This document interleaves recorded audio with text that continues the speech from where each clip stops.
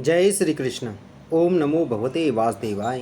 प्रिय भक्तजनों, आज मैं आपको ज्येष्ठ मास महात्म के 9वें अध्याय की कथा सुना रहा हूँ, जिसमें हम वर्णन करेंगे गौरी व्रत महात्म। स्कंद जी कहने लगे कि हे ब्राह्मणों, इस विषय में मैं एक पवित्र और पाप नाशनी कथा का वर्णन करता हूँ।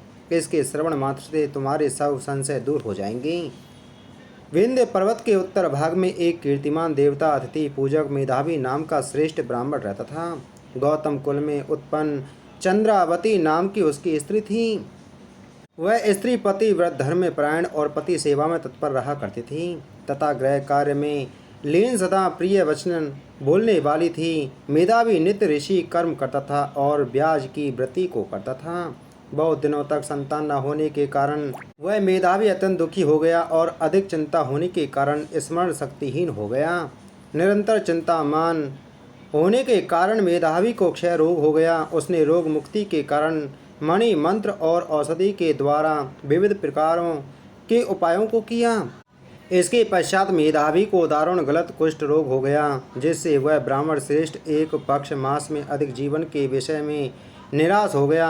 देवदत्ता उसके अनुसार रोग को देखकर स्वयं भी उसका अनुगामी हो गया। मेधावी ब्राह्मण और उसकी स्त्री दोनों ही शीघ्र घर से निकलकर गंगा जी के तट पर चले गए। अपने हाथ में गंगा जी के तट पर तुलसी का वन लगाया और मेधावी की स्त्री अपने पति के साथ रहकर बहुत सारा समय व्यतीत कर दिया। जब सब पापों का नाशक ज्येष्ठ मास आया और ज्येष्ठ मास के नियम व्रत करने से नारद ऋषि वहाँ स्वयं स्वेच्छा से आए, तब विधिवत नारद ऋषि को प्रणाम करके तथा यथाविधि उनका पूजन किया और समग्र शोक मोह के कारण को भी निवेदन किया।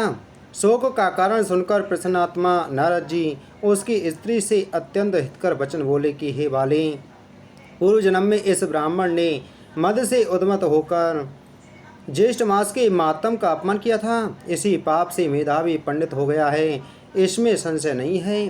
तुम इस पाप दोष के निवारणार्थ आप ज्येष्ठ मास में व्रत करो, जो कि सुख सौभाग्य को देने वाला और गौरी नाम से विख्यात है। इस प्रकार नारद ऋषि के कहने पर दूरदर्शनी ब्राह्मण पत्नी चंद्रावती ने व्रत को स्वीकार कर नारद जी का पूजन किया और उपदेशक नारद जी के चले जाने पर सुश्रेणी चंद्रावती ने पृथ्वी पर नारद मुनि के कथानुसार भक्ति युक्त चित्त से व्रत को किया और व्रत के अनुष्ठान मात्र से मेधावी ब्राह्मणों में श्रेष्ठ हो गया। उसके पश्चात श्रेष्ठ उद्यापन कर्म कर ब्राह्मणों का पूजन किया और उनको तृप्त कर दिया। धन और अनेकों गोधन देकर अनेक विधि से पायस आदि बहुत से ब्राह्मणों को भोजन कराया और स्त्री तथा बांधवों सहित व्रत का पारण करके अपने घर आया। उस मेधावी के घर आने पर पुरवासियों ने महान उत्सव मनाया। उस उत्सव में एकत्रित स्वद पुरवासियों के पूछने पर मेधावी ने सब समाचार कह सुनाया। उस समय इस मातम के श्रवण से सब विस्मित हो गए और दूसरे वर्ष के आने पर दोनों ने पुत्र के निमित्त इस व्रत को किया। व्रत के प्रभाव से दूसरा कामदेव के समान पुत्र उत्पन्न हुआ। मेधावी ने शीघ्र जात कर्म कराकर हजारों गौ का दान दिया। ब्राह्मणों को धन वस्त्र अलंकार आदि बहुत सा धन दिया। यह देखकर विवस्वत उन प्रवासियों ने भी व्रत किया और व्रत के प्रभाव से समस्त प्रवासी मानसिक चिंता व शरीर रोग से रहित होकर सुखी हो गए।